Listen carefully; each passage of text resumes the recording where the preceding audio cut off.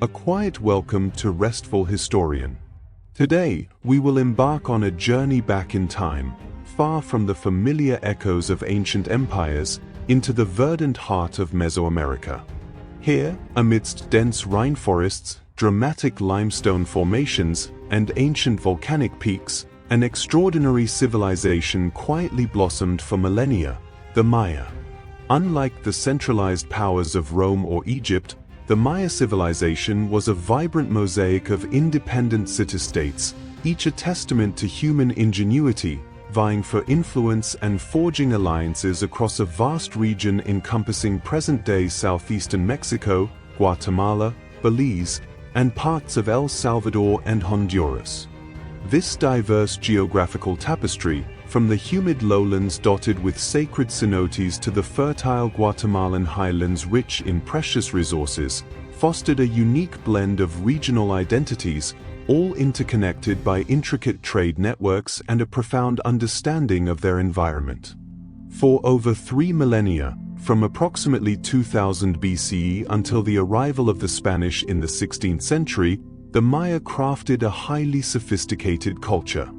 They erected breathtaking monumental architecture, developed a profound cosmology, pioneered the most advanced writing system in the ancient Americas, and demonstrated an astonishing mastery of mathematics and astronomy.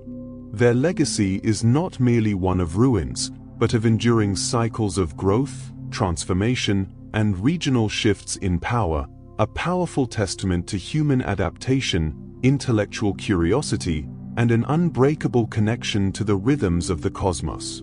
So, find your comfortable position, take a deep breath, and let's ease into tonight's story together.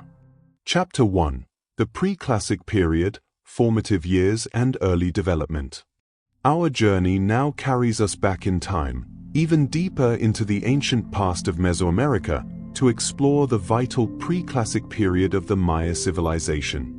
This foundational era, stretching roughly from 2000 BCE to 250 CE, often fades into the shadow of the more famously magnificent Classic period. But it was during these formative centuries that the essential cultural, technological, and societal blueprints of the Maya were painstakingly laid down. It was a time of slow, deliberate growth, of fundamental innovation that would ultimately allow the flourishing of their golden age.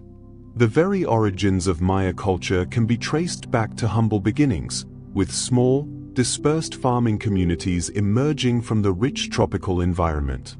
While the Maya developed their unique civilization independently, they were part of a broader Mesoamerican cultural sphere, and it is impossible to ignore the significant, albeit indirect, influences from the older and highly sophisticated Olmec civilization of the Gulf Coast. Subtle echoes of Olmec artistic motifs, such as the distinct word-jaguar imagery, early forms of monumental sculpture, and shared religious concepts, gradually permeated nascent Maya traditions through early trade and interaction. This was not a direct colonization, but rather a profound exchange of complex ideas that subtly shaped the emerging Maya worldview and aesthetic sensibilities. At the heart of this early development was a profound agricultural revolution centered around the intensive and sophisticated cultivation of key staple crops.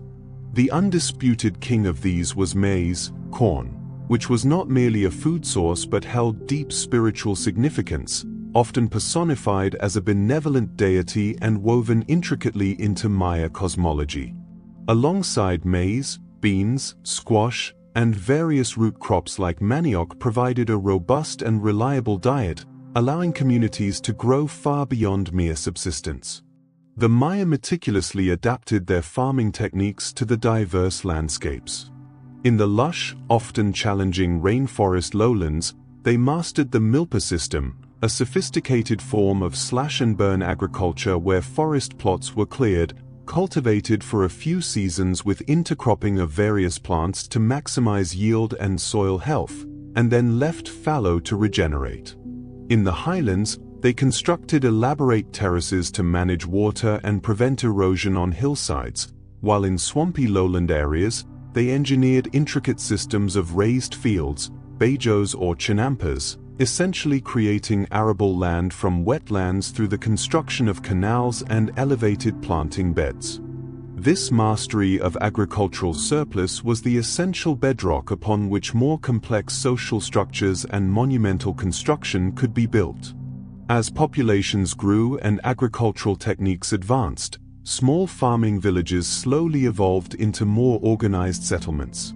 By the Middle Preclassic period, c. 1000 to 400 BC, we begin to see the emergence of larger villages and the first clear signs of dedicated ceremonial centers.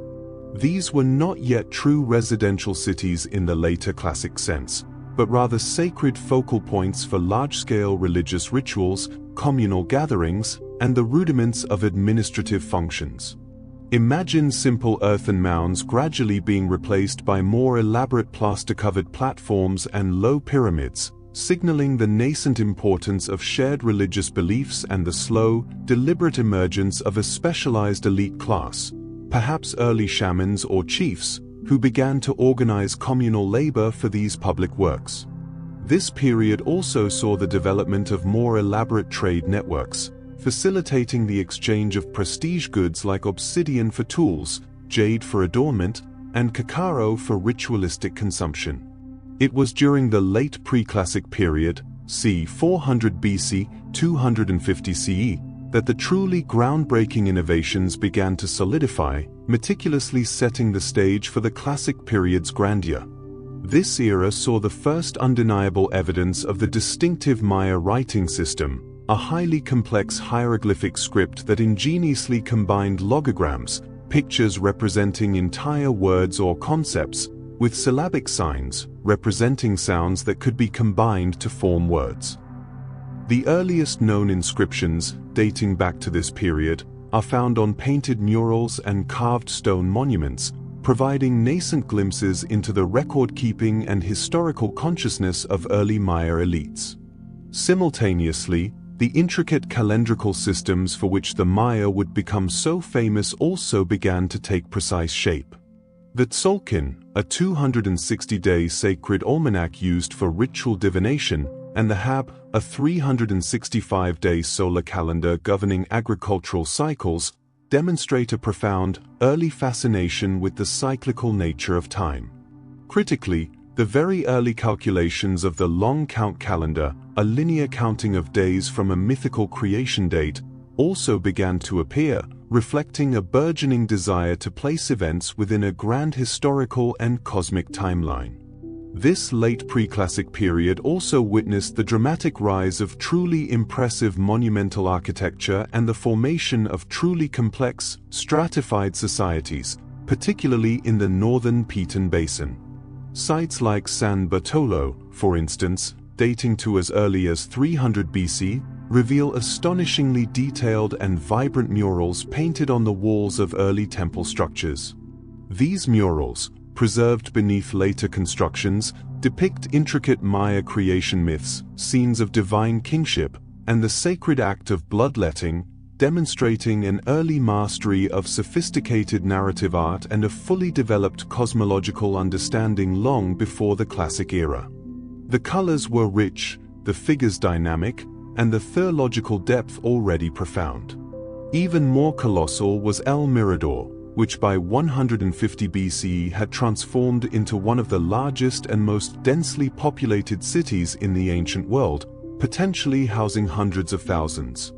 It boasted truly monumental structures like the La Danta Pyramid Complex, which, though not the tallest, dwarfs many classic Maya constructions in sheer volume, requiring immense labor and sophisticated planning.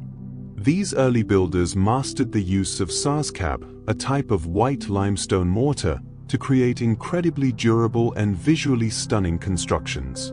Distinctive architectural forms, such as the triadic complex, a large pyramid flanked by two smaller ones, began to emerge, defining the sacred landscape. These early metropolises, with their burgeoning populations, complex social hierarchies, extensive internal causeways linking monumental groups, and massive public works, unequivocally demonstrate that the Maya were already a highly advanced and organized civilization well before the period we typically associate with their peak. Thus, the Preclassic period, though less dramatic in its later, more widespread political dynamics, was the indispensable crucible in which the fundamental elements of Maya civilization, their ingenious agricultural methods, the emergence of a stratified social order, their sophisticated writing, precise calendars, and awe-inspiring monumental architectural traditions, were meticulously forged. It was this deep, millennia-long foundation that allowed for the breathtaking glories that were yet to come. Chapter 2: The Classic Period, Golden Age of City-States.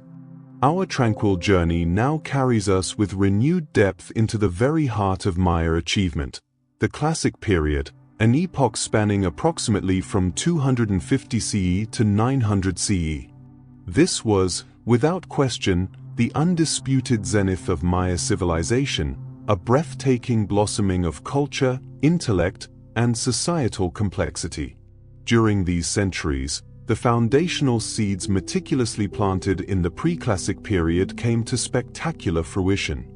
This was the era when their iconic, towering pyramids pierced the jungle canopy with astonishing precision, when their intricate hieroglyphic script adorned countless stelae and altars, narrating detailed histories for all to behold, and when their profound understanding of mathematics, astronomy, and time itself reached a level of sophistication arguably unmatched in the ancient world. It was an epoch of unparalleled intellectual and artistic vibrancy, a testament to the highly stratified and meticulously organized societies that had evolved from their more nascent roots. Crucially, the political landscape of the classic Maya world was never that of a monolithic, unified empire, controlled from a single capital. Instead, it was a dynamic, often volatile, and richly interconnected network of independent city-states. Imagine a mosaic of powerful polities, each with its own distinctive architectural style, its unique dynastic history, and its fierce, unwavering pride. These were highly competitive entities, constantly asserting their prestige through monumental construction, intellectual prowess, and strategic, often ritualized, warfare. Prominent among these were mighty centers like Tikal, located in the northern Petén region of modern-day Guatemala, a true metropolis whose immense, sky-piercing temples, like Temple I, Temple of the Great Jaguar, and Temple IV, rising over 70 meters, created a monumental skyline that dominated the surrounding rainforest. From the summit of Temple IV, one could gaze across the verdant canopy, seeing the tops of other temples emerge like stone islands, a testament to Tikal's early and enduring political dominance. Then there was Palenque, nestled gracefully in the foothills of the Chiapas highlands in Mexico, renowned for its elegant, almost delicate architecture and its intricate stucco artwork that seemed to breathe life into the stone. Palenque is most famous as the home of Pakal the Great, whose elaborately carved sarcophagus, discovered within his pyramid tomb in the Temple of the Inscriptions, provided an unparalleled glimpse into Maya cosmology and royal iconography. Its unique, light-filled palace complex, with its distinctive four-story tower, speaks to a particular architectural ingenuity. Further east, Copan, in modern-day Honduras, distinguished itself with its richly carved stelae and altars, which are among the finest examples of Maya sculpture, often depicting their rulers in stunning detail. The site's immense hieroglyphic staircase, stretching over 60 steps and adorned with thousands of glyphs, offers the longest known Maya inscription, meticulously recording the dynastic history of its kings. And finally, the formidable Calakmul, located in Mexico's Yucatan Peninsula, asserted its dominance across vast swathes of the lowlands as the powerful Snake Kingdom, constantly vying with Tikal for regional hegemony in what scholars sometimes call a sustained superpower struggle or Star Wars. Calakmul, immense in its ruined state, controlled a vast network of vassal states, its architectural style often reflecting its expansive reach and military might. These were not merely ceremonial sites. They were bustling urban centers, surrounded by extensive agricultural lands and smaller, dependent communities, each a vibrant political, economic, and cultural entity unto itself. At the apex of each of these flourishing city-states stood the sacred ruler, known as the Keuhulajor, or Holy Lord. This title reflected their profound dual authority, both spiritual and temporal. The Keuhulajor was not merely a king, they were believed to be divine intermediaries, direct descendants of the gods and revered ancestors, responsible for maintaining cosmic order, ensuring the fertility of the land, and communicating with the supernatural realm. Their rule was meticulously legitimized through elaborate public rituals, grand ceremonies, and the precise recording of their divine lineage and heroic achievements on countless carved stone monuments, most notably the towering stelae that stood proudly in the city plazas. Imagine the awe-inspiring sight of a newly erected stela, its intricate carvings narrating a king's birth, accession to the throne, significant military conquests, and crucial bloodletting rituals, an act of self-sacrifice, where the king or queen would pierce their tongue or genitals to offer their own blood as a precious gift to the gods and ancestors, thus maintaining the delicate balance of the cosmos.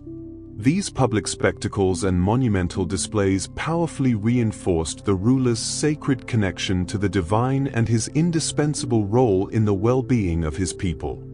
The political structure between these powerful city-states was a complex and often perilous tapestry of constantly shifting alliances, tributary relationships, and fierce rivalries that frequently erupted into intense warfare.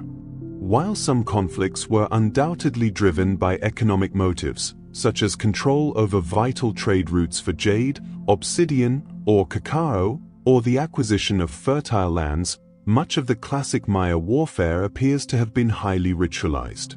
Its primary objectives were often the capture of high-ranking enemy captives for sacrifice, the symbolic subjugation of rival rulers, the destruction of their monuments to erase their historical legitimacy, or the imposition of tribute, rather than outright territorial annexation or total annihilation.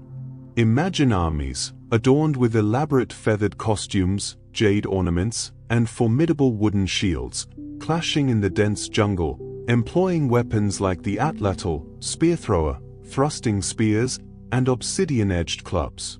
Cities were often fortified with defensive walls and moats, indicative of the persistent threat of conflict.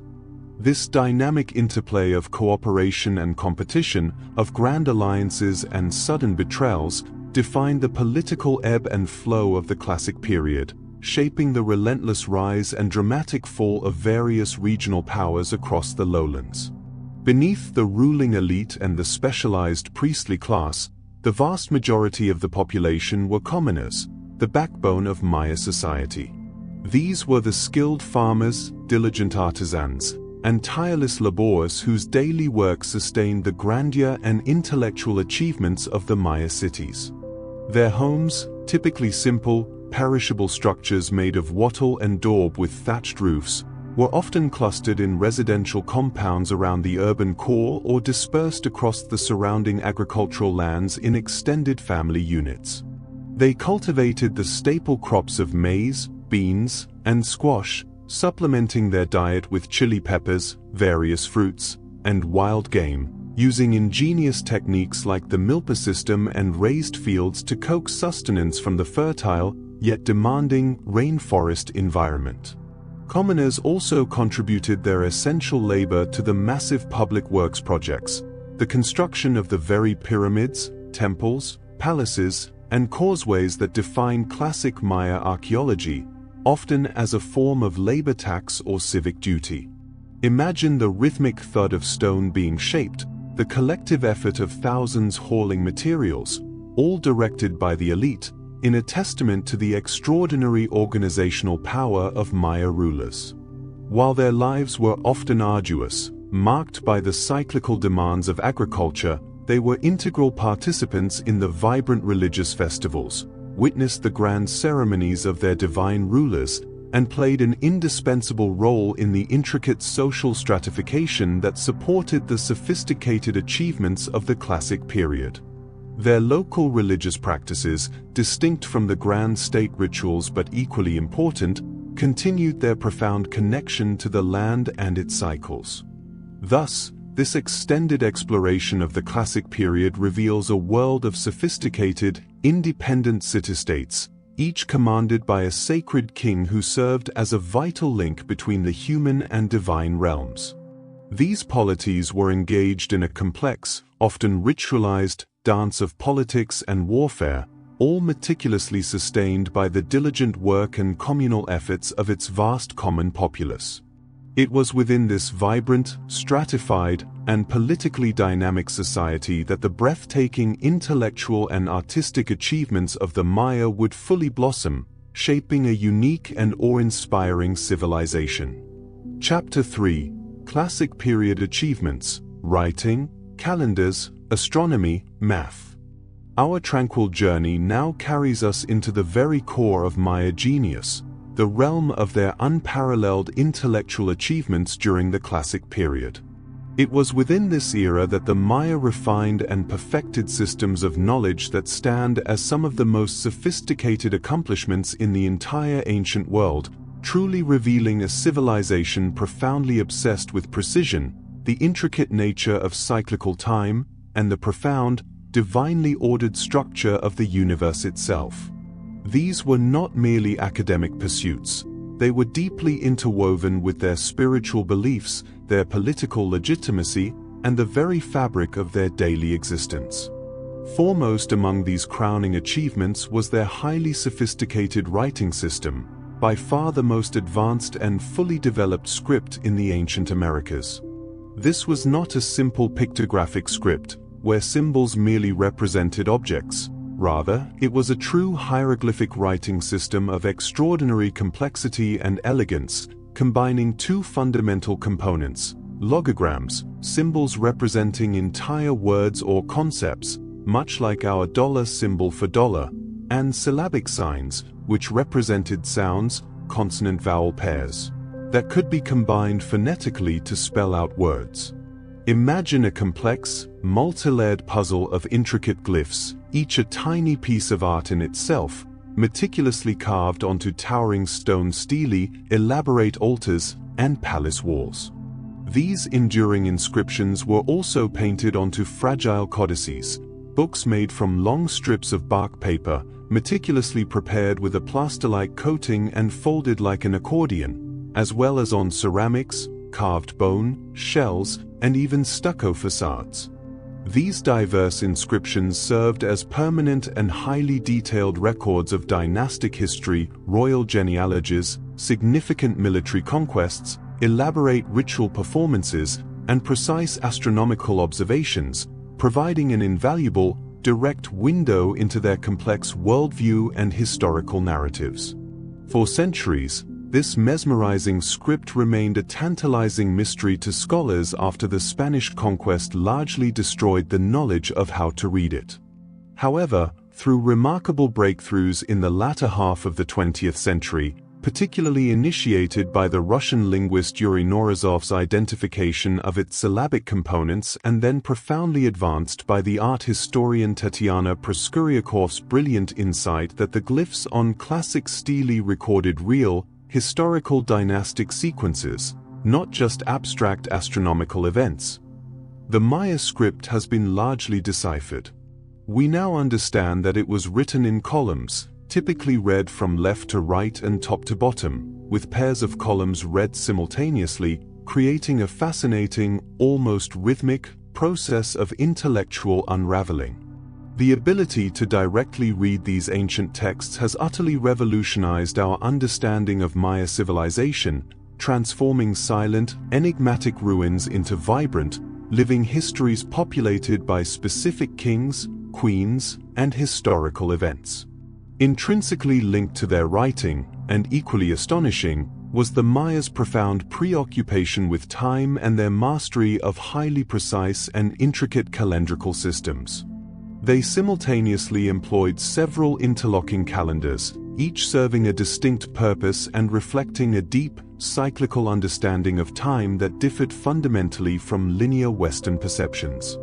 The Tzolk'in, a 260-day sacred almanac, derived from the unique combination of 13 numbers with 20 distinct day names, governed every aspect of ritual life and divination.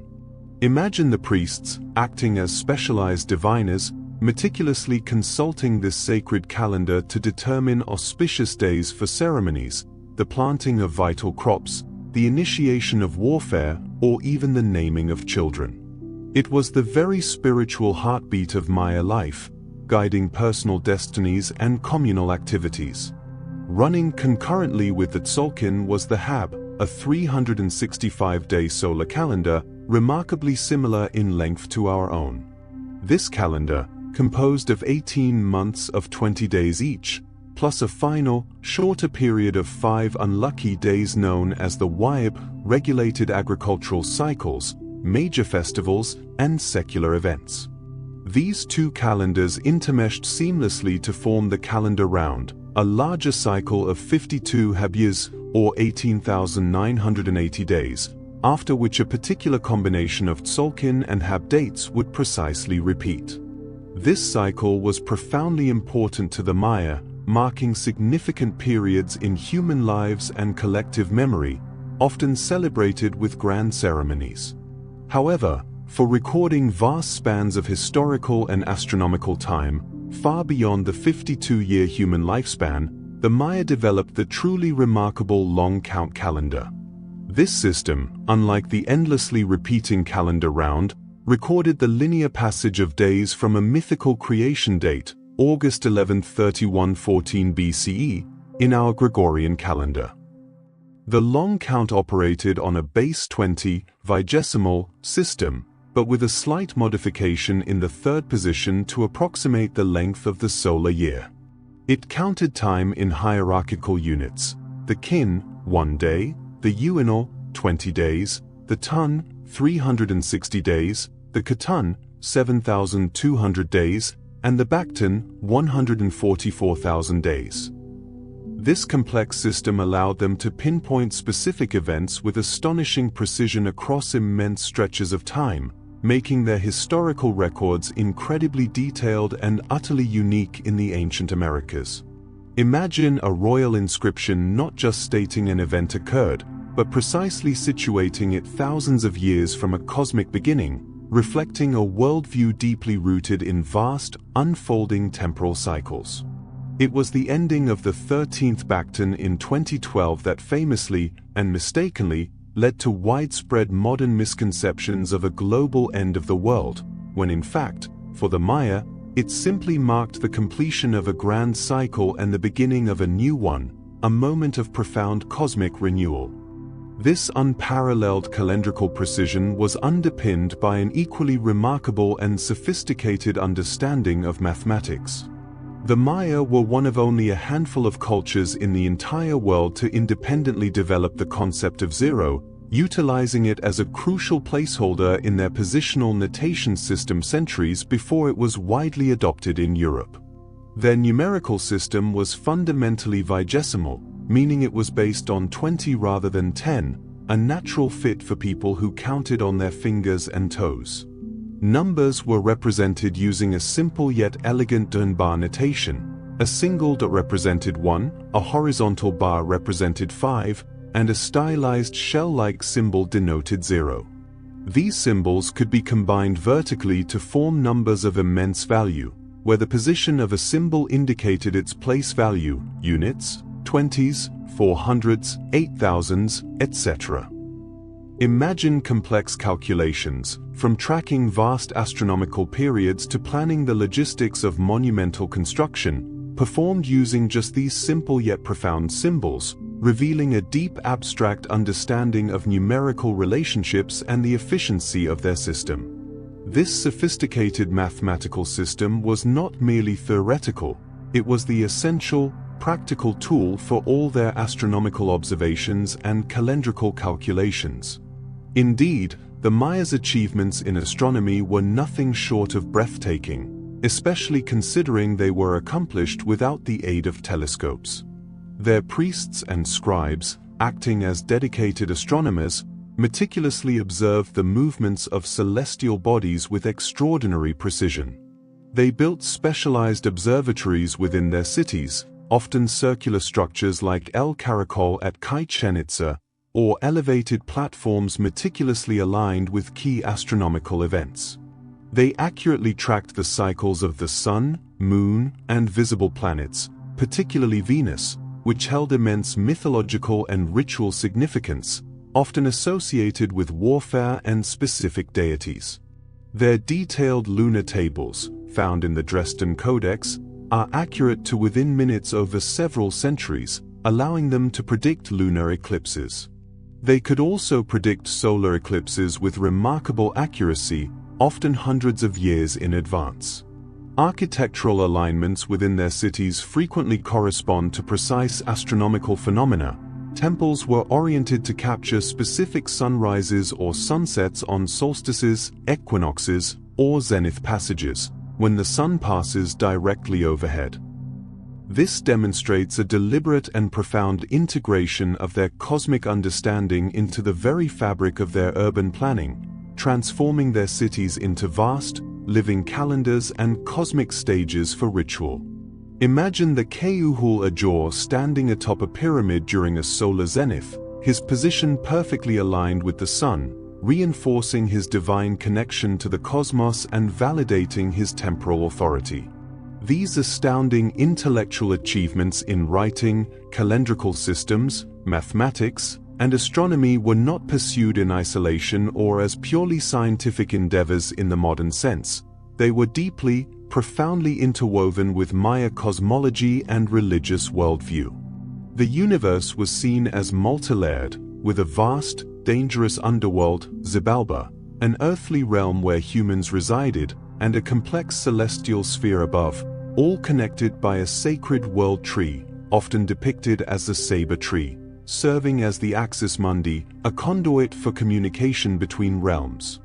Their eloquent creation myths, partially recounted in texts like the Popol Vuh, a later Quiche Maya text that reflects classic period beliefs, describe a universe brought into being by divine creators who, after several failed attempts with animals, mud figures, and wooden figures, finally succeeded in forming humans from sacred maize dough.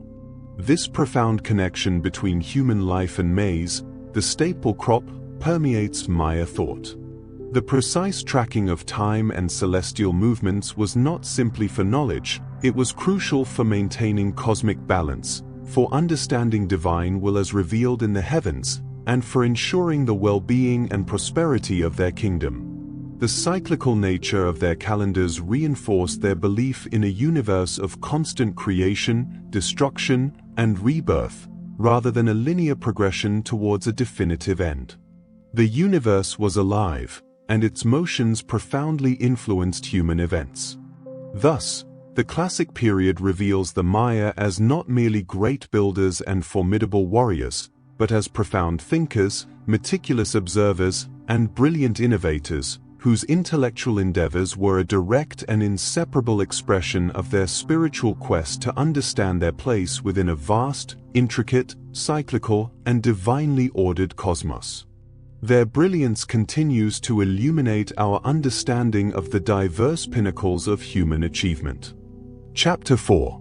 Classic Period Achievements: Art, Architecture, Religion.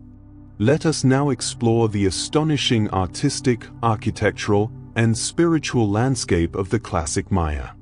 Their intellectual brilliance, which we explored in our previous chapter, found its most tangible and awe-inspiring expression in the very cities they built, the art they crafted, and the complex cosmology that permeated every aspect of their lives.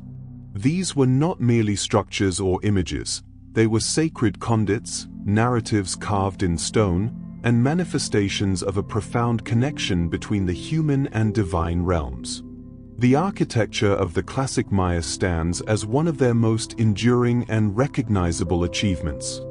Their urban centers were dominated by towering pyramids, which served not as tombs for a single ruler, but primarily as monumental temple platforms designed to reach towards the heavens and bring the earthly realm closer to the gods. These colossal structures, often adorned with elaborate stucco sculpture and vibrant paint, were meticulously constructed from cut limestone and rubble fill, often rising in steep, multi-tiered profiles. Imagine the sheer human effort involved in shaping and hauling countless tons of stone without the use of metal tools or the wheel for transport. Alongside the pyramids, sprawling palace complexes housed the royal families and administrative functions, featuring multiple rooms, courtyards, and intricate facades. Everywhere, one finds evidence of their unique corbel arch, or false arch, a distinctive architectural feature created by progressively cantilevering stones inward until they met at the apex, allowing for interior spaces and grand doorways, albeit limiting the width of rooms. Specific sites offer vivid examples of this architectural mastery. At Tikal, the immense temple eye, ascending sharply with its narrow, imposing staircase, creates an almost vertical ascent to the heavens, while Temple 4 stands as one of the tallest pre-Columbian structures in the Americas, a breathtaking symbol of royal power. At Palenque, the architecture exudes a graceful elegance, with finely carved panels and a distinctive four-story tower on its palace complex, perhaps used for astronomical observations or as a lookout. Copan showcases architectural innovation in its grand plazas and, famously, its hieroglyphic staircase, where every stone step is intricately carved with glyphs, transforming the very act of ascent into a historical narrative. Beyond temples and palaces, every classic Maya city boasted at least one ball court, an eye-shaped ritual arena where the Mesoamerican ballgame was played, a central element of their public life and religious cosmology. Complementing their monumental architecture was a vibrant and diverse tradition of art. The classic Maya excelled in a multitude of mediums. Towering stelae and their accompanying altars, carved from limestone, were the primary vehicles for public art, narrating dynastic histories, royal rituals, and military victories through intricate glyphs and captivating portraiture of the Keuhula jaw. These sculptures often present a blend of idealized forms with remarkable realism in facial features and elaborate costumes. Beyond these monumental stoneworks, the Maya produced exquisite murals, offering vivid glimpses into their daily life, rituals, and mythology. The famous murals at Bonampak, for instance, discovered in the late 1940s, provide an unparalleled visual account of a classic Maya battle, the public presentation of captives, and a subsequent victory celebration, revealing details of costumes, musical instruments, and human emotion that are rarely captured elsewhere. Their mastery extended to smaller, more intimate forms as well. Polychrome pottery, adorned with scenes from mythology, court life, and historical events, often in a codex style mimicking their painted books, served both utilitarian and ceremonial purposes. Exquisite jade carvings, highly prized as a sacred material associated with water and maize, were crafted into ornaments, masks, and offerings. Furthermore, countless finely detailed figurines in terracotta depict individuals from all walks of life, from noblewomen to warriors, offering insights into Maya dress, facial features, and social roles. This vast artistic output was not merely aesthetic, it was deeply functional, serving to reinforce royal authority, communicate complex religious beliefs, and preserve historical memory.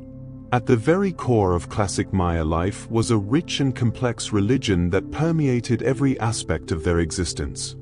Their pantheon was vast and dynamic, filled with deities representing natural forces, celestial bodies, and fundamental aspects of life and death. Prominent gods included Itzamna, the supreme creator deity, often associated with the sky and knowledge, Keinichahau, the sun god, whose daily journey through the sky and underworld was meticulously tracked, and Chak, the rain god, whose benevolence was crucial for the maize crops. The maize god, symbolizing rebirth and sustenance, held a particularly revered place, often depicted with an elongated head, embodying the sacred plant itself. Central to Maya religious practice were various forms of ritual, including bloodletting. Far from being purely barbaric, these acts, primarily performed by the elite and especially the Keuhula, were considered profound acts of self-sacrifice. By piercing their tongues or genitals with obsidian blades or stingray spines, and collecting the flowing blood onto paper which was then burned, they believed they were opening a portal to the supernatural realm, communicating with ancestors and deities, and nourishing the gods to maintain cosmic order and ensure the prosperity of their people. Human sacrifice, while present, was typically performed in specific ritual contexts, often involving captured enemy elites, and was seen as a powerful offering to the gods, essential for ensuring the continuation of life and cycles.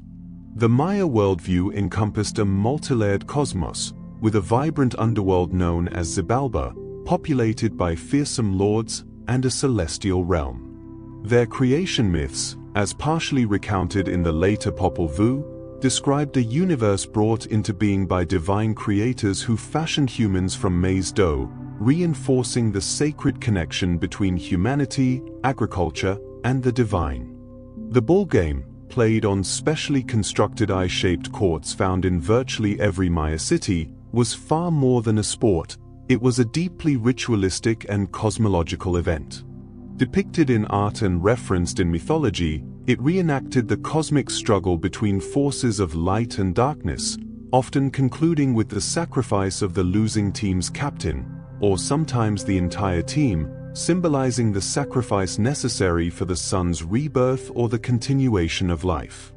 Thus, the classic period reveals the Maya not only as brilliant intellectuals and meticulous record keepers but also as profoundly spiritual beings who infused every aspect of their material culture, from the towering temple to the painted pot, with deep religious meaning, creating a vibrant, integrated world of art, architecture, and faith that continues to resonate with powerful narratives today. Chapter 5. The Classic Maya Collapse, Mysteries and Theories.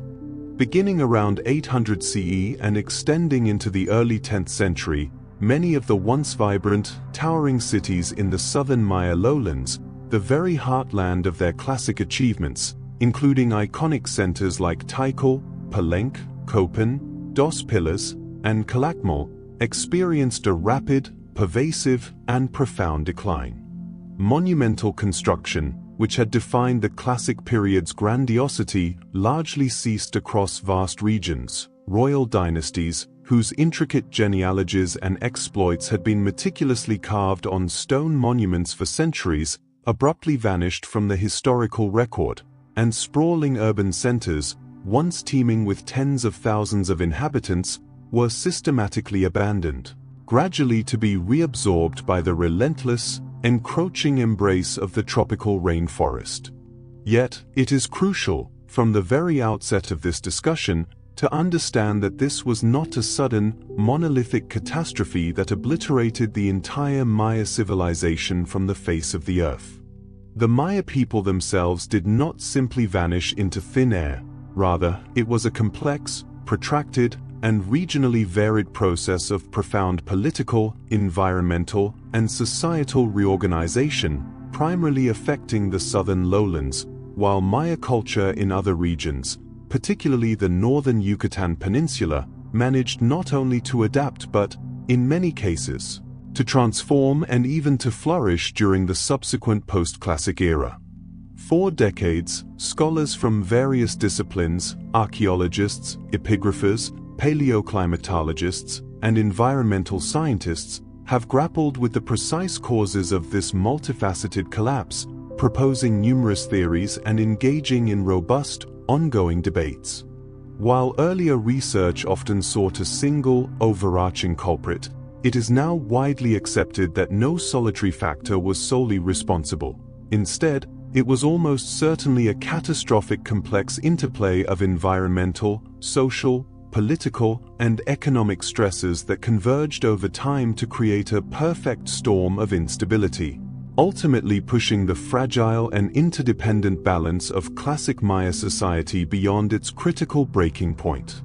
One of the most compelling and widely supported theories, gaining significant traction through modern scientific research, points to severe environmental degradation and climate change, particularly in the form of prolonged and intense droughts.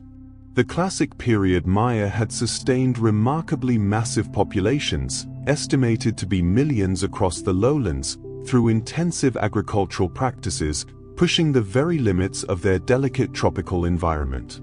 Evidence gathered from paleoclimatology, the scientific study of past climates, offers compelling insights. This evidence comes from detailed analyses of sediment cores extracted from the bottoms of lakes, such as Lake Chichancanab in the Yucatan Peninsula, which reveal layers of gypsum indicating periods of extreme aridity, and from stalagmites, cave formations that grow incrementally, recording past precipitation through their isotopic composition. These scientific proxies consistently indicate that the southern Maya lowlands experienced a series of severe, prolonged droughts, often termed megadroughts, particularly concentrated in the 9th century, with notable episodes around 810 CE, 860 CE, and 910 CE. Imagine years, perhaps even decades, with significantly reduced rainfall in a region entirely dependent on abundant seasonal rains for its water supply, its intensive agricultural productivity, especially for maize, their staple crop, and even its basic drinking water for dense urban populations. This would have inevitably led to widespread and catastrophic crop failures, acute water shortages for both human consumption and irrigation, and devastating famines, placing immense and unbearable stress on the entire population and profoundly undermining the very foundations of their social and political order. Moreover, centuries of relentless and intensive farming and massive deforestation, clearing vast tracts of irreplaceable rainforest for agricultural expansion, for construction materials, the production of lime plaster for their monumental architecture, a key component of their cities, required immense amounts of firewood for kilns, and for daily fuel, likely exacerbated these climatic shifts. Deforestation led to increased soil erosion, reduced soil fertility, as the thin tropical topsoil washed away, altered local humidity levels, and even increased surface temperatures, creating a dangerous positive feedback loop that intensified the local effects of regional drought and rendered the land less productive and resilient. The Maya, despite their ingenious water management techniques, constructing vast reservoir systems, canals, and check dams, were ultimately overwhelmed by the scale and duration of these extreme climatic events, as their engineered systems became insufficient to support their burgeoning populations. Hand in hand with this profound environmental stress, compelling archaeological and epigraphic evidence suggests a dramatic intensification of interstate warfare during the late Classic period. As vital resources became scarcer due to environmental pressures, coupled with the demands of growing populations, competition between rival city-states for control over fertile land, precious water sources, and vital trade routes intensified dramatically. Archaeological records reveal a marked increase in the construction of defensive fortifications, massive walls, moats, and palisades surrounding major urban centers, as seen at sites like Bican and Dos Pillars. There's also a clear shift in artistic iconography towards more overtly militaristic themes, depicting battles, captured enemy rulers, and weapons in greater detail and prominence.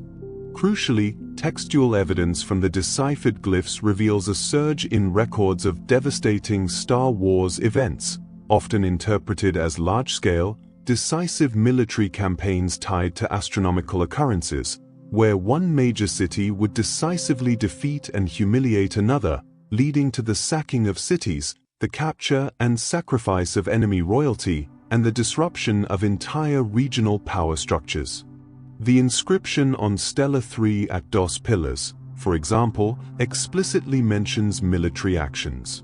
This pervasive and increasingly brutal warfare would have relentlessly disrupted vital regional trade networks, e.g., for obsidian, jade, cacao, displaced vast populations, and critically diverted crucial resources and labor away from agricultural innovation or sustainable land management towards conflict, further destabilizing the region and profoundly weakening the social fabric.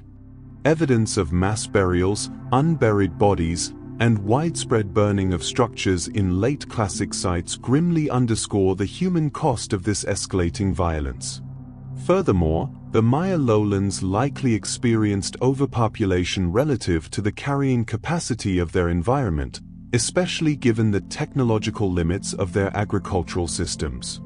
As populations swelled during the Classic period, reaching unprecedented densities in certain areas, the demands on the land increased exponentially, pushing existing farming practices to their unsustainable limits. While the Maya were ingenious agriculturalists, employing techniques like the milpa system, a form of swidden or slash-and-burn agriculture requiring fallow periods, terracing on hillsides, raised fields, chinampas-like systems in swampy areas, and irrigation, these methods could only support a certain population density under optimal conditions. When the severe droughts hit, the already strained resources could no longer support the dense populations concentrated in the major urban centers, leading to acute resource depletion, not just land and water, but also timber and game, and inevitably resulting in mass migrations away from the traditional urban centers in search of sustenance and a more viable way of life. This internal displacement would have further strained remaining resources and exacerbated social tensions. Finally, the collapse may also be attributed, in significant part, to political instability and a profound breakdown in the authority of the divine kings, the Keuhula-Jor.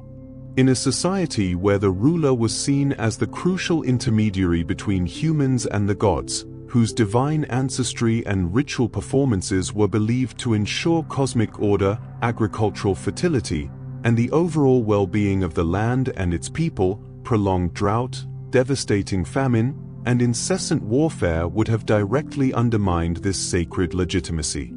If the king's elaborate rituals and bloodletting ceremonies could no longer bring essential rain or guarantee military victory, the commoners' faith in their divine leaders would have been profoundly eroded. Epigraphic evidence shows a cessation of stellar erection, the public monuments glorifying kings, in many southern cities after 800 CE, signaling a loss of centralized control and a disappearance of royal lineages from the historical record. This loss of faith likely led to social unrest, internal rebellions, and the fragmentation of political authority, as subordinate centers may have broken away from dominant capitals. The very rigid, top-heavy system that had brought such grandeur and stability to the Classic period might have, in its inflexibility and inherent dependence on the perceived divine power of the rulers, contributed to its own undoing when faced with unprecedented environmental and societal challenges. While large-scale epidemic disease is always a factor in dense populations and could have contributed to weakening communities already stressed by famine and war, direct archaeological or textual evidence proving its role as a primary trigger for the Classic Maya collapse remains less conclusive than the environmental, economic, and socio-political factors. Similarly, shifts in major trade routes, e.g., a move towards more coastal maritime routes that bypassed interior cities, might have diminished the economic importance and viability of some Classic centers, adding another layer of stress. It is vital to reiterate that the collapse primarily refers to the almost complete cessation of monumental construction and dated inscriptions, and the abandonment of the major urban centers in the southern lowlands. The Maya people, however, did not vanish.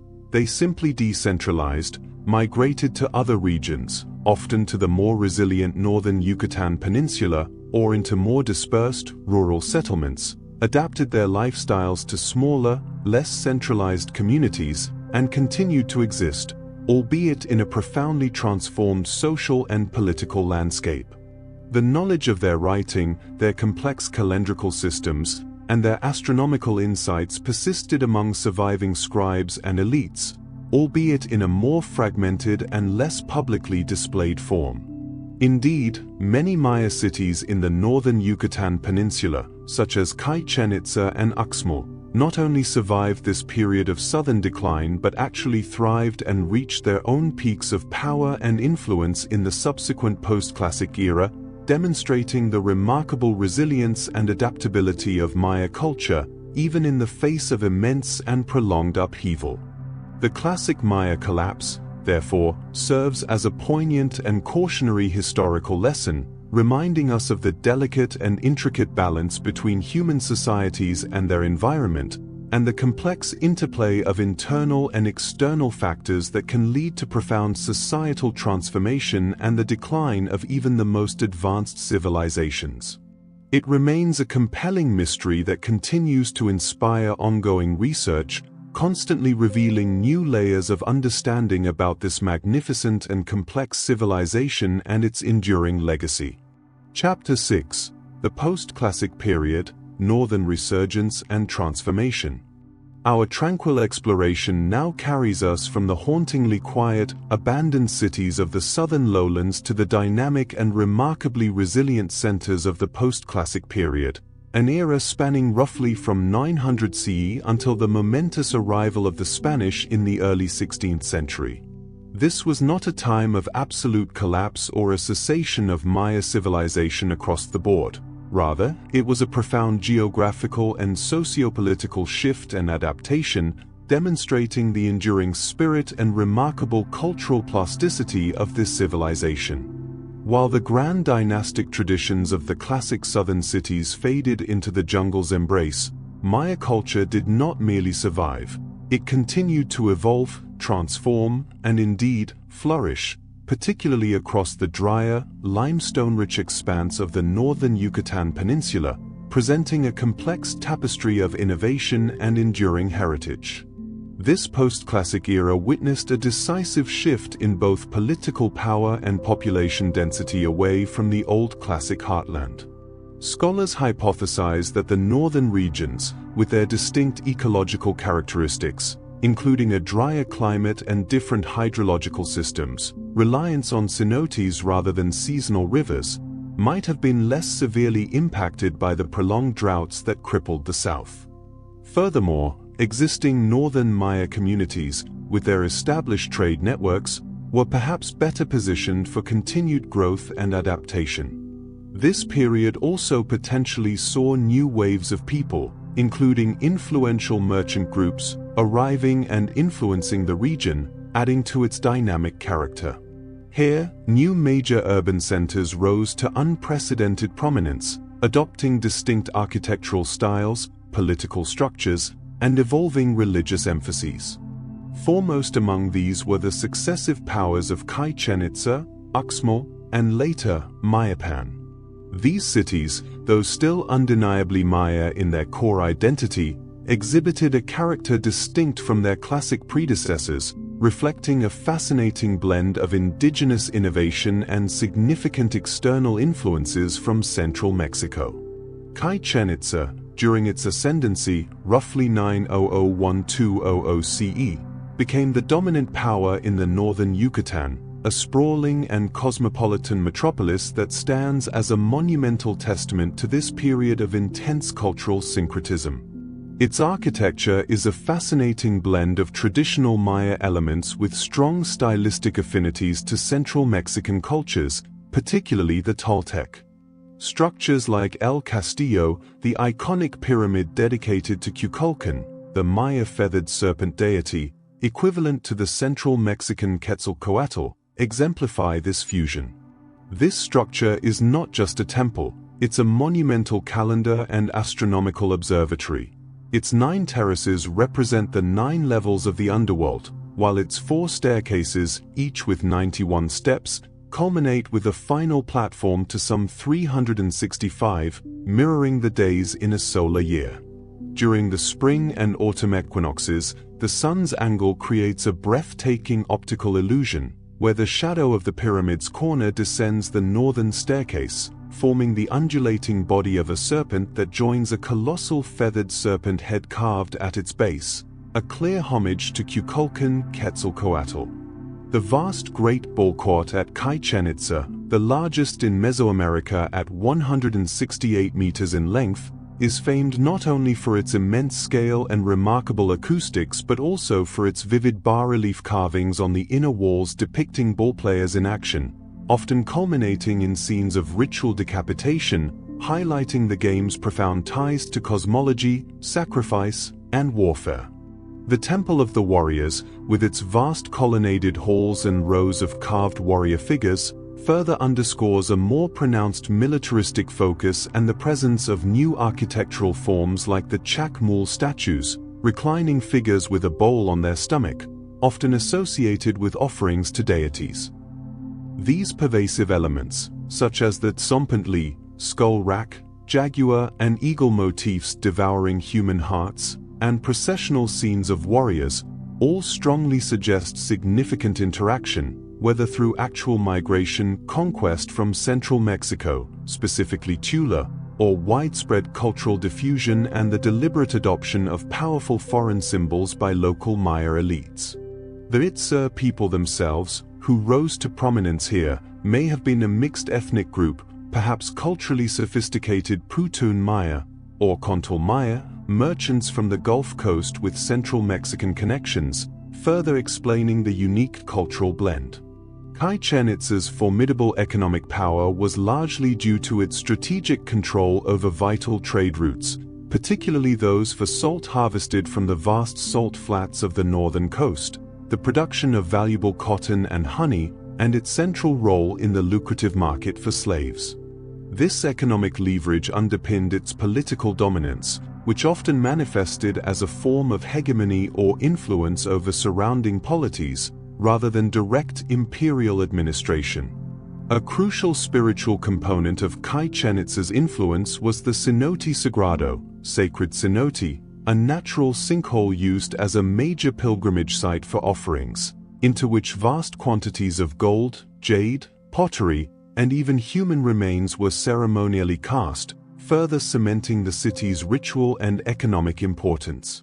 Following Chichén Itzá's eventual decline, likely around 1200 CE due to internal strife or shifts in trade, the focus shifted to other powerful northern centers.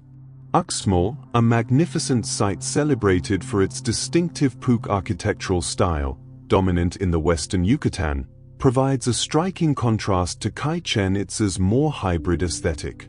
Puuc architecture is characterized by elaborate, intricate stone mosaics adorning the upper facades of buildings, created by fitting thousands of individually carved stones together without the use of mortar to form complex geometric patterns, lattice designs, and, most famously, hundreds of masks of the rain god, Chak, with his distinctive long, curled nose.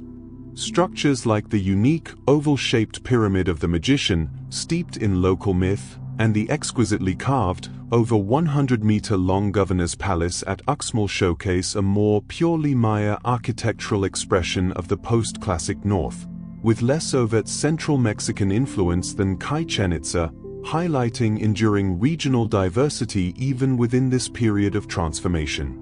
Uxmal likely functioned as the capital of a powerful regional state, exerting political control over numerous smaller Puuc sites. The ultimate dominant power in the northern Yucatan following the decline of both Chichén Itzá and Uxmal was Mayapan, which rose to prominence around 1250 CE and maintained a formidable presence until its eventual collapse around 1450 CE. Unlike the sprawling, open ceremonial complexes of earlier periods, Mayapan was a densely populated and fortified city, surrounded by a massive defensive wall extending several kilometers, indicating a more turbulent political environment where security and military readiness were paramount. Its architecture, while borrowing elements from Chichén Itzá, was generally on a smaller scale and less refined in its craftsmanship, reflecting a shift in priorities towards practicality, defense, and internal control rather than grand, external display.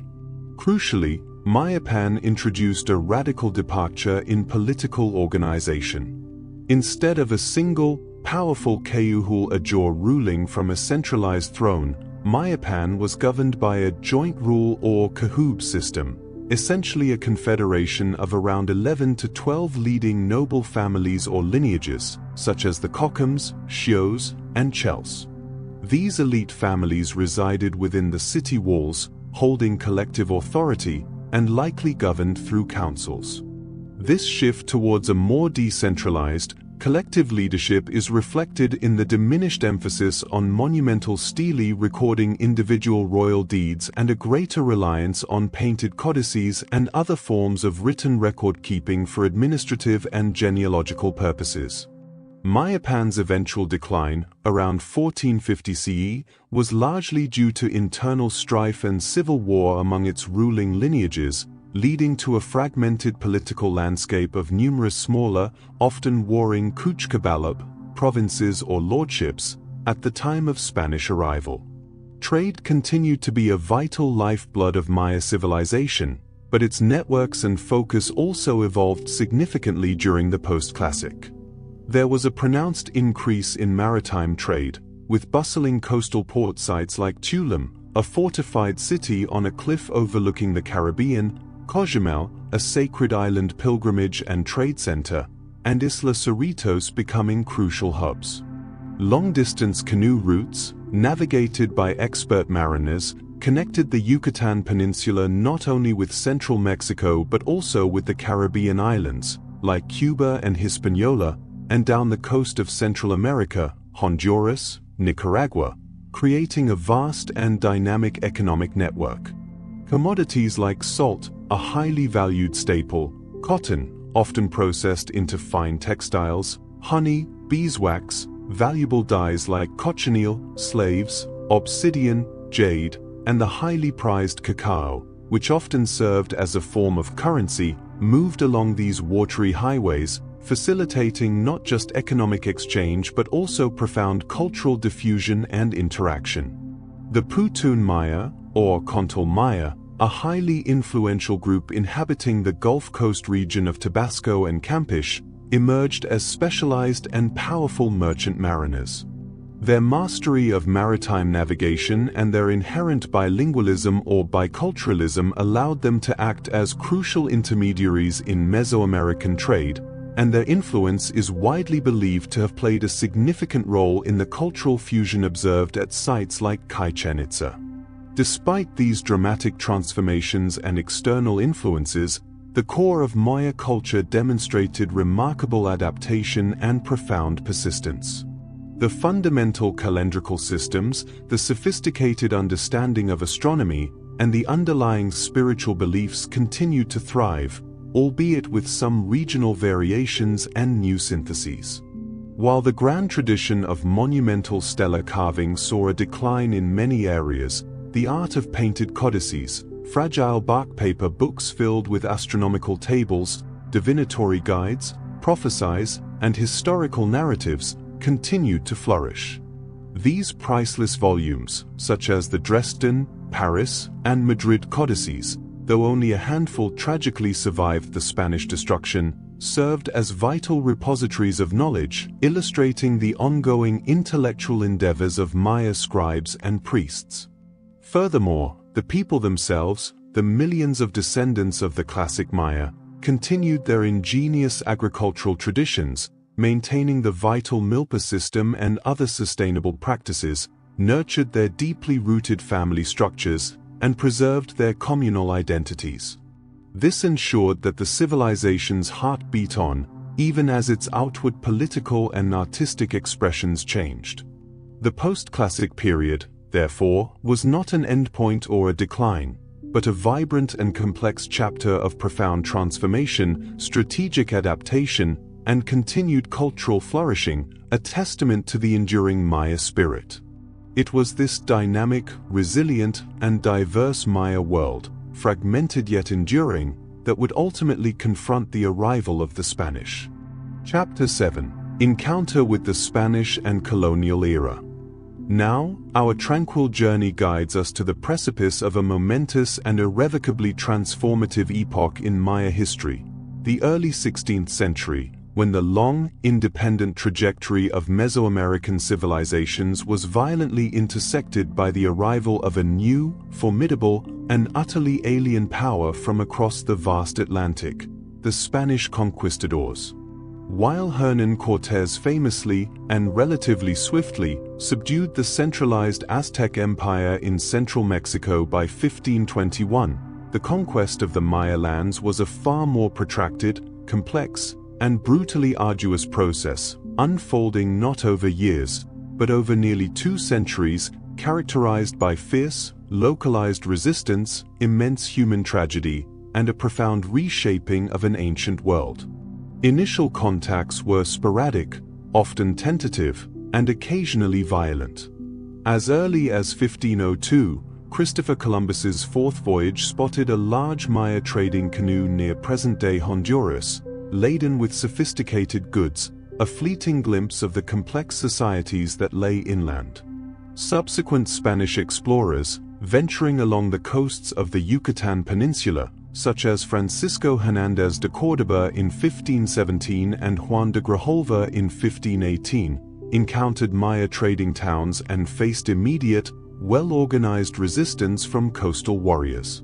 Shipwrecks, too, played an unusual role. A particularly famous incident in 1511 left Spanish survivors marooned among the Maya. While most perished, one, Jerónimo de Aguilar, survived to act as an interpreter for Cortés, while another, Gonzalo Guerrero, famously chose to assimilate entirely into Maya society, tattooing his face, piercing his ears, marrying a noblewoman, and rising to become a revered war captain who fiercely fought alongside his adopted people against later Spanish incursions, a rare and poignant example of choosing a new loyalty. These early encounters, fraught with misunderstanding and skirmish, nonetheless provided the Spanish with tantalizing glimpses of complex, densely populated societies and hints of material wealth, igniting the fervent ambitions that would soon lead to full-scale conquest. The driving forces for the Spanish were, as ever, a powerful and intertwined blend of gold, glory, and God, a relentless pursuit of material riches, the desire for personal fame, honor, and land in the New World, and the fervent, often zealous, mission to convert indigenous populations to Catholicism, believing it their sacred duty to save pagan souls. The formal campaigns of conquest in the Maya territories began in earnest in the 1520s. In the highlands of Guatemala, Pedro de Alvarado, a ruthless lieutenant of Cortés, launched brutal campaigns against the K'iche' and Kakaykal Maya, exploiting their long-standing animosities.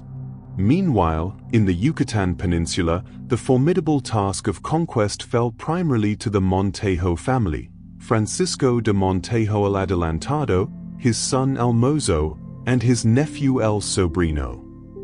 Their initial attempts in the late 1520s and 1530s met with fierce and sustained resistance, often forcing them to retreat entirely from the peninsula due to heavy casualties and lack of resources. The sheer difficulty of conquering the Maya, compared to the more centralized Aztec Empire, was immense.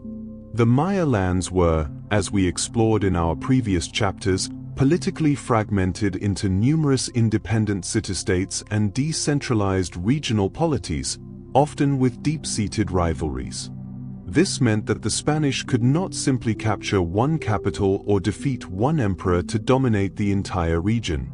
Instead, they had to conquer each Maya kingdom or sub-region individually, facing highly motivated warriors who utilized their intimate knowledge of the dense jungle terrain to launch effective ambushes, conduct guerrilla warfare, and defend fortified towns with tenacity. This protracted, localized resistance, most famously demonstrated by the Itza Maya of Tayasal, modern-day Flores, Guatemala, who maintained their independence in the heart of Lake Chichen Itza until 1697, nearly 2 centuries after the initial Spanish arrival, highlights the profound resilience, tactical prowess, and deep commitment to sovereignty among various Maya groups.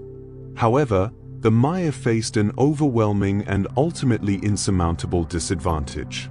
Beyond the formidable military might of firearms, harquebuses and cannons whose thunderous roar and destructive power were terrifyingly alien, superior steel weapons, swords and lances that could cut through Maya obsidian-edged clubs and padded armor, and the psychological and tactical shock of horses, animals entirely unknown in the Americas, transforming warfare tactics with their speed and imposing presence.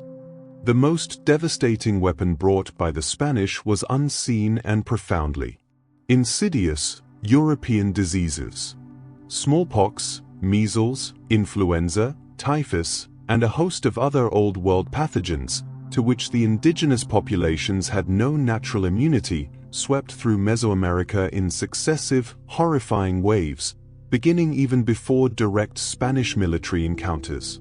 Imagine entire villages decimated, populations reduced by as much as 90% in some regions, with Maya communities experiencing catastrophic, apocalyptic levels of death. This unprecedented demographic collapse not only robbed the Maya of their warriors, laborers, and leaders but also shattered their intricate social structures, undermined their leadership, and profoundly demoralized survivors, paving the way for easier Spanish conquest and control. Famine often compounded the crisis, as there were simply not enough people left alive to plant and harvest crops. The Spanish frequently employed a calculated and cynical divide-and-conquer strategy, skillfully exploiting existing rivalries and animosities between Maya city-states. They would forge alliances with one faction against another, promising advantage or protection, and then use indigenous warriors to fight their own people, a tactic that proved brutally effective in subduing the fragmented polities. For instance, in the Guatemalan highlands, Alvarado gained crucial assistance from the Cacical Maya against their rivals, the Kaish. In the Yucatan, the Spanish often played the Xio Maya against the Kokam Maya, who had historically been bitter enemies. The conquest, therefore, was not simply a struggle of Spanish against Maya, but often a tragic civil war with external manipulation. Once a region was militarily subdued, the full, crushing weight of Spanish colonial policy was brought to bear. This involved not only military occupation but also profound cultural suppression and the zealous forced conversion to Christianity. Maya religious practices, including their complex pantheon of gods, their sacred rituals, and their intricate cosmology, were deemed idolatrous and demonic by the Catholic friars who followed the conquistadors. Their precious sacred texts, the meticulously crafted codices filled with millennia of astronomical knowledge, calendrical calculations, prophecies, and historical narratives, were systematically gathered and burned in massive pyres, most infamously by Bishop Diego de Landa in Mani in 1562. This act represented an irreparable loss of knowledge, reducing a vast literary tradition to only 4 surviving codices today. Traditional idols were smashed, temples defaced, and ancient ceremonies forbidden, all in an attempt to eradicate indigenous beliefs and replace them with Catholicism, often through coercion and violence. Churches were often deliberately built directly atop sacred Maya pyramids and temples, physically manifesting the triumph of the new religion over the old. The establishment of Spanish colonial administration imposed a new, rigid social and economic order.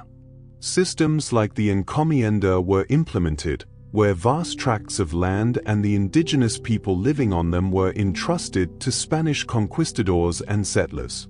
While ostensibly for the spiritual care and protection of the natives, this system quickly devolved into outright forced labor in mines, on Spanish plantations, haciendas, and in new European-style agricultural enterprises, often under brutal and dehumanizing conditions. The repartimento system further compounded this, mandating forced rotating labor assignments for public works or private enterprises. Traditional Maya social structures were disrupted, commoners were subjected to new forms of taxation and tribute, often in maize, cotton, or even forced labor, and their communal lands, vital to their way of life, were gradually eroded and seized by Spanish settlers. A rigid caste system was imposed, placing Europeans at the top, followed by mixed-race individuals, mestizos, and finally the indigenous populations who suffered the brunt of exploitation. Despite these immense pressures, the catastrophic population losses, and the systematic attempts at cultural eradication, the Maya people demonstrated extraordinary resilience, adaptability, and a deep determination to preserve their identity. They found countless ways to maintain aspects of their culture, language, and spiritual traditions, often by blending them with Catholic practices, creating a unique and enduring syncretic belief system. Catholic saints, for instance, might be associated with traditional Maya deities, and Christian holidays subtly integrated with ancient agricultural or cosmic cycles. Their numerous languages continued to be spoken, becoming a vital marker of identity and a medium for cultural transmission, often resisting the imposition of Spanish. Traditional rituals persisted, often performed in secret or in remote areas, away from the watchful eyes of colonial authorities. This period of Spanish encounter and colonial subjugation, while ending the political independence of Maya polities, did not extinguish the Maya spirit. Instead, it forged a new, complex identity characterized by survival, quiet resistance, and a profound cultural continuity in the face of overwhelming external forces, laying the complex groundwork for the vibrant and enduring modern Maya world. Chapter 8: Legacy and Modern Maya. Our tranquil journey through millennia of Maya civilization now reaches its thoughtful and comprehensive conclusion. We have journeyed from the earliest Preclassic settlements, through the dazzling zenith of their classic period cities, witnessed the enigmatic decline in the southern lowlands, observed their resilient transformation in the post-classic north, and confronted the profound impact of the Spanish encounter. Now, we arrive at the present, recognizing that the echoes of their genius reverberate through time, and their living culture continues to enrich the tapestry of humanity today, far from being merely a relic of the past. The ancient Maya left behind an indelible mark on the world, a testament to extraordinary human intellect, ingenuity, and spiritual depth. Their architectural marvels stand as enduring symbols of their advanced engineering and profound spiritual aspirations. Imagine standing before the towering Temple 4 at Tikal, rising over 70 meters, feeling the immense scale of human endeavor dedicated to reaching the heavens. Or picture the serene elegance of Palenque's Temple of the Inscriptions, a funerary pyramid built for Pakal the Great, whose hidden tomb chamber, discovered in 1952, remains one of archaeology's most thrilling finds. Their innovative corbel arch, though structurally simple compared to the true arch, allowed them to create impressive interior spaces within their stone temples and palaces, shaping a distinctive architectural aesthetic. Even beyond the ceremonial centers, structures like El Caracol, the circular observatory at Chichén Itzá, attest to their practical application of astronomical knowledge, with its windows aligned to significant equinoxes and solstices, demonstrating their precise observation of the cosmos. Their art, a vibrant language in itself, offers an unparalleled window into their cosmology, history, and daily life. The intricate carvings on stelae were not mere decorations but stone books, narrating the lives of kings, the outcomes of battles, and the precise dates of astronomical events, allowing us to hear the voices of the ancient elite. The vibrant murals at sites like Bonampak, preserved beneath layers of plaster, are not just aesthetically stunning but vital historical documents, depicting detailed scenes of battle, victory celebrations, and human sacrifice with a raw energy and astonishing realism that few ancient cultures achieved. Their sophisticated polychrome pottery, often adorned with fine-line paintings depicting mythological scenes or courtly life, reveals both incredible craftsmanship and a rich narrative tradition. Even smaller artifacts like jade carvings, revered for their association with water and maize, showcase exquisite artistry and a deep spiritual connection to materials. This vast artistic output served not only aesthetic purposes but also vital political and religious functions, cementing dynastic power and communicating complex spiritual narratives to the populace. Beyond the tangible, the Mayas' intellectual legacy is equally profound. Their independent development of the concept of zero, a fundamental building block of modern mathematics, alongside their efficient vigesimal numeral system, base 20, and positional notation, showcases an abstract genius that predated its widespread use in Europe. This mathematical prowess was the backbone of their astonishing calendrical and astronomical achievements. Their mastery of astronomy, enabling them to meticulously track the movements of the sun, moon, and visible planets, and to predict phenomena like solar and lunar eclipses with remarkable accuracy, reveals a civilization deeply attuned to the celestial dance. Their multi-layered calendrical systems, the sacred Tzolk'in, the civil Hab, and the monumental long count, were not simply timekeeping devices but profound reflections of their cyclical worldview, their understanding of deep time, and their belief in the interconnectedness of all cosmic events. The precision required for the long count, which could pinpoint a single day within a period of thousands of years, truly stands as a monument to their intellectual rigor. Our understanding of this magnificent past has been profoundly shaped by the tireless and dedicated work of generations of archaeologists, epigraphers, and anthropologists. From the pioneering explorations of John Lloyd Stephens and Frederick Catherwood in the 19th century, which first brought the lost cities to wider attention, to the groundbreaking decipherment of the hieroglyphic script in the 20th century by scholars like Yuri Norizov, Tatiana Proskoryakov, and Linda Shell, Maya studies have transformed our perception. What was once thought to be the realm of peaceful astronomer priests is now understood as a complex tapestry of dynamic city-states, powerful rulers, sophisticated warfare, and vibrant daily life. This ongoing, interdisciplinary research, fueled by new discoveries and technological advancements, continues to unravel the mysteries of the Maya, revealing new layers of their ingenuity and resilience. Crucially, the Maya are not a people of the past. They are a vibrant, living, and incredibly diverse culture in the present. Despite the catastrophic impact of disease, the brutality of centuries of colonial rule, and ongoing marginalization and discrimination in modern nation-states, millions of modern Maya people continue to thrive across Mesoamerica today.